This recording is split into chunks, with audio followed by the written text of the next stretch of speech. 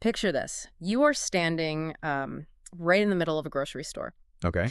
Your cart is just piled high with everything you need for the week, groceries, some household supplies, maybe a treat or two. You wheel it right up to the checkout lane, and then for absolutely no physical reason, you just stop. You just bail. Yeah, you look at the cashier, you look at the cart, you turn around, and you walk right out the sliding glass doors, leaving hundreds of dollars of merchandise just sitting there in the aisle. I mean, in the physical world, that sounds completely unhinged. You would never do that. No, of course not. Yeah. The social friction alone would keep you anchored to that checkout line. I mean, we're deeply conditioned to finish the transaction once we've, committed to filling a cart. Right, but then you step into the digital world, and suddenly that exact behavior isn't just normal, it's the default. It really is. We abandon digital shopping carts constantly. Which brings us to our mission today.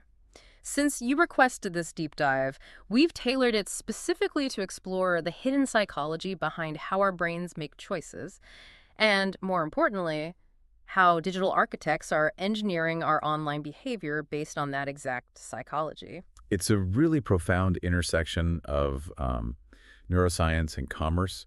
We're looking at a system where the mental friction of a choice can actually be mapped and quantified. We'll be breaking down whether it was the price that made you abandon your last digital cart, or if it was the invisible mental toll of the checkout process itself. And we have a pretty deep stack of sources to get through to answer that. We're starting with foundational psychological frameworks, things like cognitive load theory and Hick's law. The classics. Exactly. Then we're taking those theories and slamming them into cutting-edge e-commerce data from the Baymard Institute.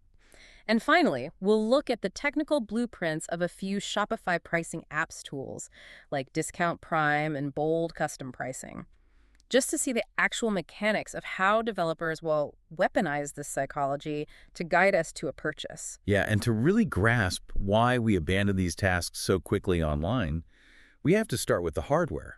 I mean, we have to look at the hard biological limits of the human brain when it comes to processing information. Right, because working memory is incredibly brittle. I always think of it like the RAM in a computer. That's a great way to look at it. If you open 50 tabs at once on your browser, the system allocates a little bit of memory to each tab until the whole machine just stutters and freezes. Our brains seem to have a very similar bottleneck. They absolutely do. And that analogy holds up really well, especially when we look at cognitive load theory. Which is what exactly? Just the amount of thinking we're doing. Basically, yeah. Cognitive load is the total amount of mental effort being used in your working memory at any given moment.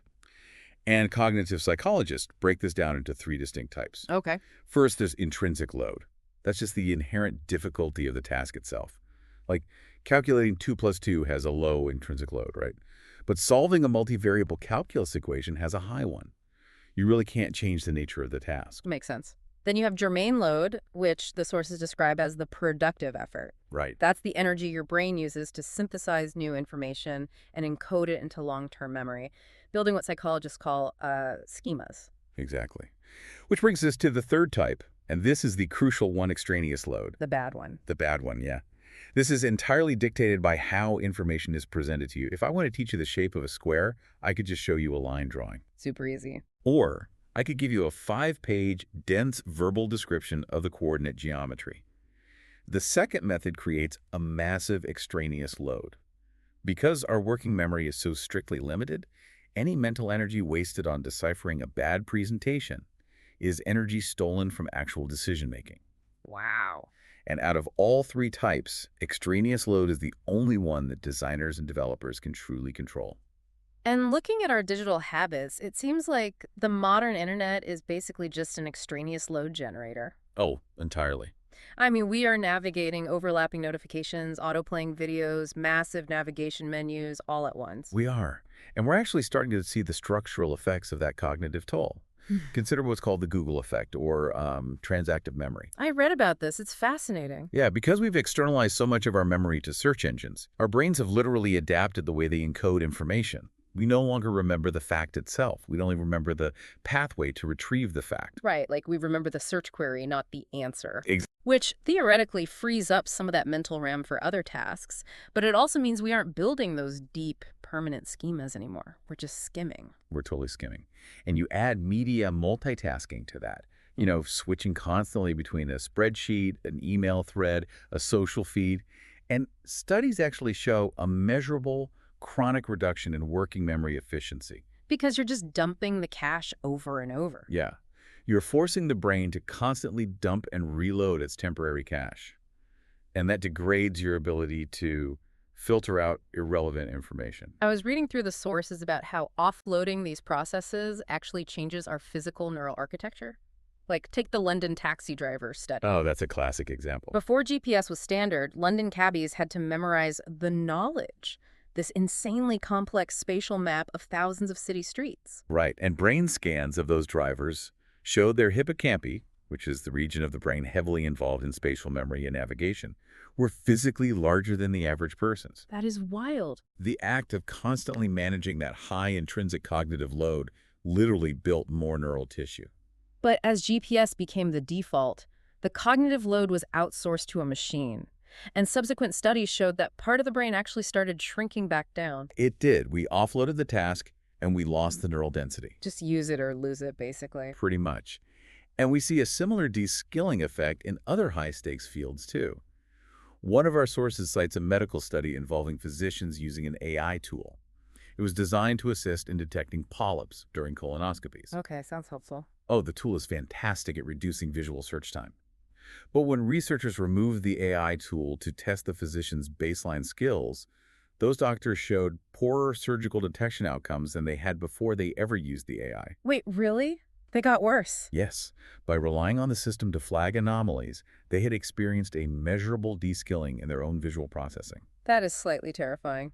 It is. Anytime we offload a complex choice to an external system, we risk degrading the biological architecture that allowed us to make that choice in the first place. Okay, so if our working memory is that sensitive to how information is presented, what actually happens in the brain when we hit a web page with a massive, say, 50-item navigation menu? Well, that transitions us from cognitive psychology directly into the mathematics of choice, specifically Hicks' law. I have to say, the idea that there is a literal mathematical equation for human hesitation is just wild to me. It's pretty cool, right? Yeah. It goes back to experiments in 1952 and 1953 by W.E. Hick and Ray Hyman. Higgs set up a ring of 10 lamps, each corresponding to a specific key. Okay. The lamp would illuminate, and the subject had to press the correct key. He systematically varied the number of active lamps just to measure exactly how the number of choices impacted the subject's reaction time. And the resulting formula is reaction time equals A plus B multiplied by the log base 2 of M plus 1. I know we've got a savvy audience, but let's break down the practical implications of that logarithmic curve. Because it's not what people think. It's not. The crucial takeaway from the math is that decision time does not scale linearly. In information theory, a bit of information is the amount of data required to cut uncertainty in half. Right. Every time you double the number of options, you are only adding one bit of processing time to the brain. So the jump from having one option to having two options requires a massive spike in cognitive effort. Because you went from zero uncertainty to suddenly having to choose. Exactly. But the jump from, say, 8 options to 16 options, that takes almost the very same amount of additional mental processing time as the jump from 1 to 2.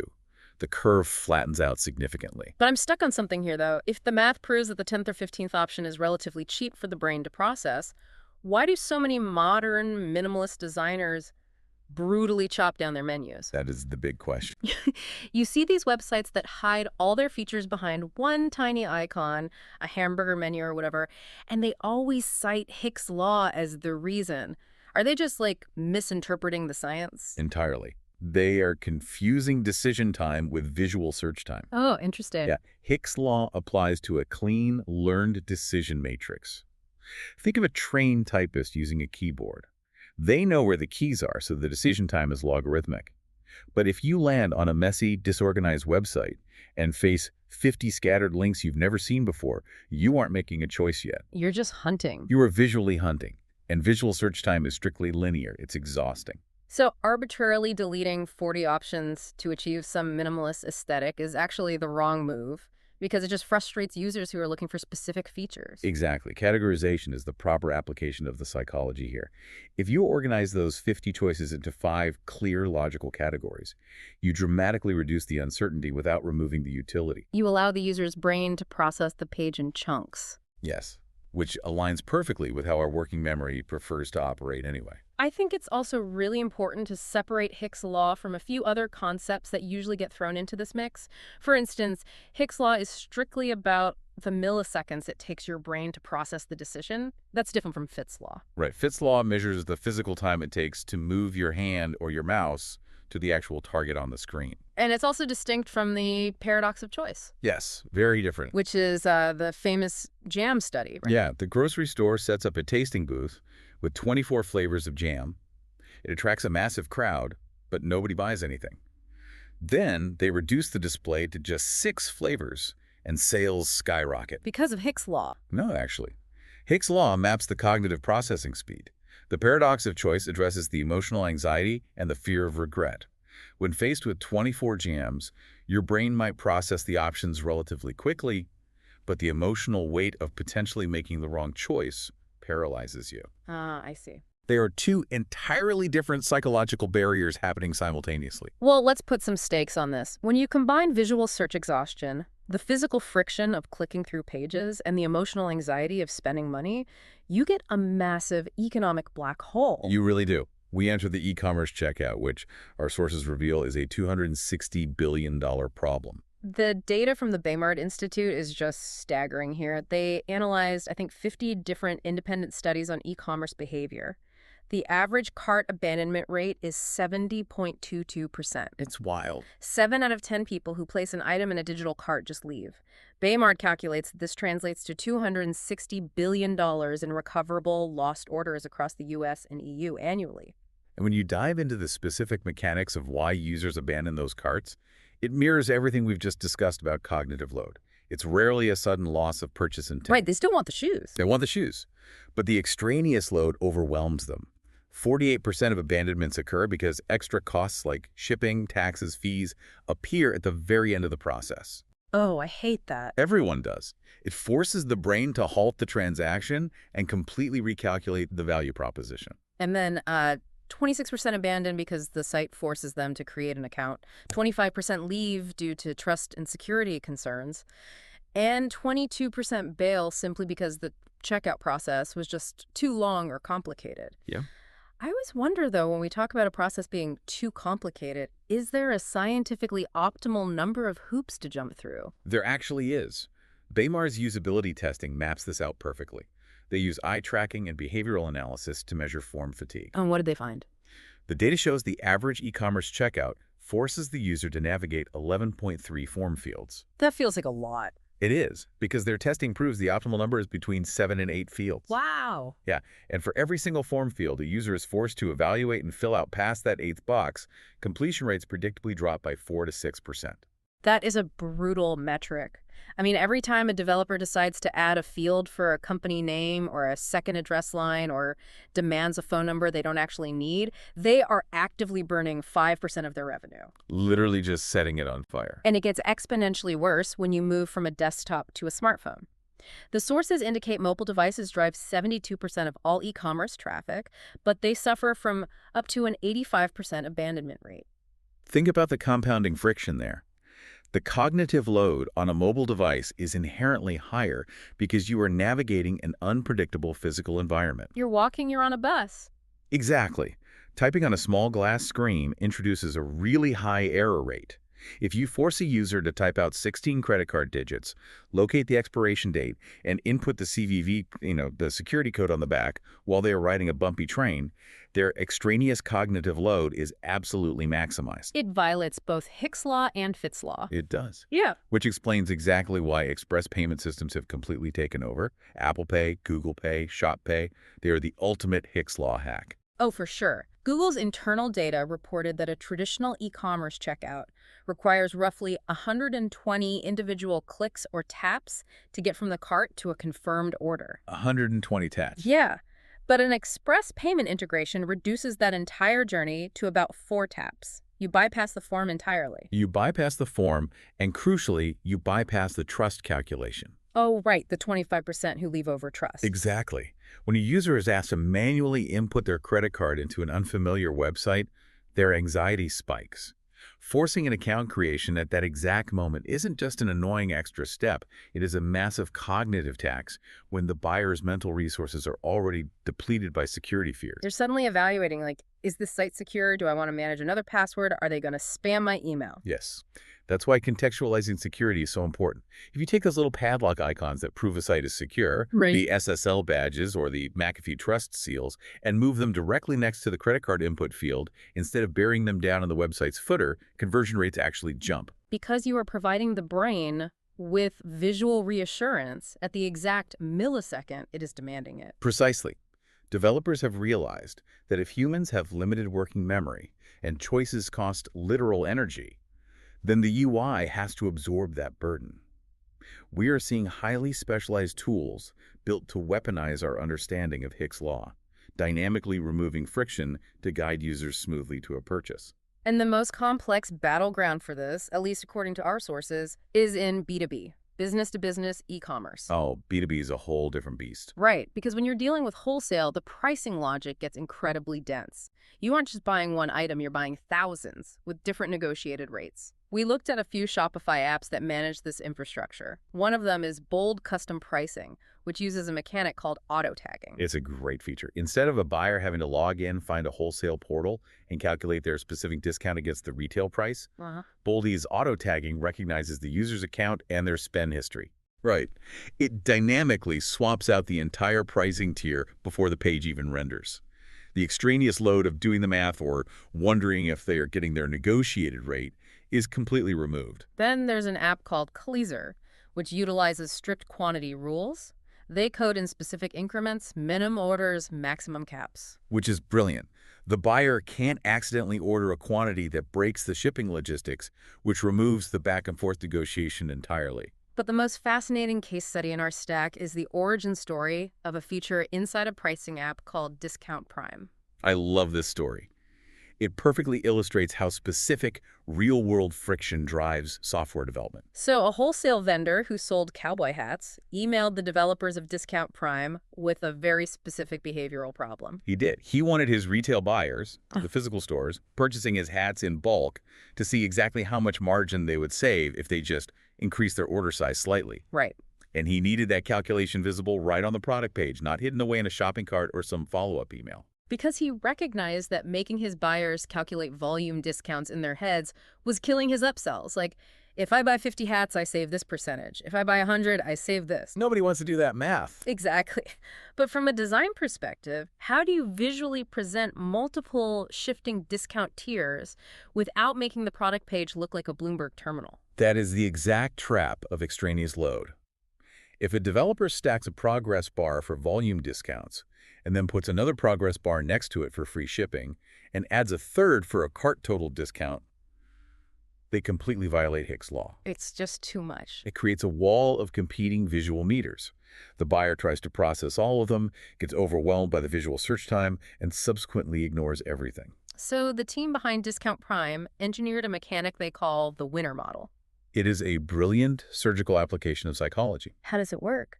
Well, instead of displaying all the potential discount tracks at once, the app's logic calculates which specific goal the buyer is mathematically closest to unlocking. It then renders only that one single progress bar on the screen. Every other potential discount is hidden from view. That's genius. It's like putting blinders on a racehorse. You isolate their focus to the immediate next step. The bar just says, you are only $10 away from free shipping. Which is a highly achievable goal. Right. Once the buyer adds one more item and hits that threshold, the app registers the win and dynamically replaces it with the next logical goal. Like, you are now $30 away from a 10% volume discount. It answers the fundamental question of modern e-commerce. How do you motivate a buyer without paralyzing them? By giving them one choice at a time. Exactly. The winner model dynamically curates the environment. It removes the extraneous load of competing information and keeps the working memory focused on a singular, low-friction task. And importantly, Discount Prime is engineered to protect the cognitive load of the seller as well. This is a huge point. Because the merchant setting all this up is also a human with limited mental RAM, if you manually configure complex volume discounts, free shipping thresholds, seasonal sales, they can accidentally stack. Oh yeah, you could end up selling thousands of cowboy hats for less than it cost to manufacture them. Which is why the app relies on margin-based tiers with a hard-coded profit floor. The software ensures that any discount applied only eats into the profit margin, never crossing the threshold into the base cost of the item. The merchant can aggressively automate their B2B sales strategy without the baseline anxiety of bankrupting themselves on a simple math error. The heavy cognitive lifting is entirely offloaded to the software's architecture. Let's zoom out a bit and pull all these threads together.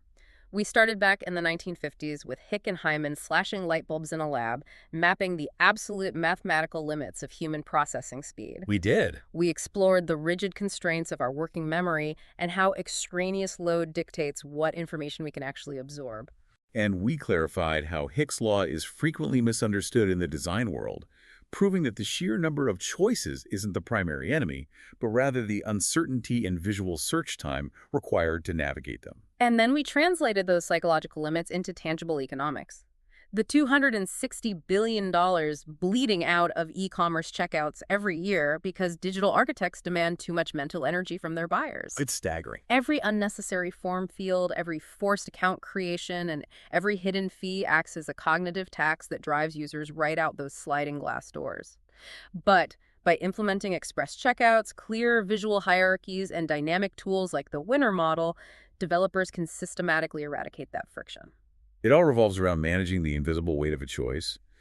But, as we project these optimization trends forward, it leaves us with a critical, lingering question.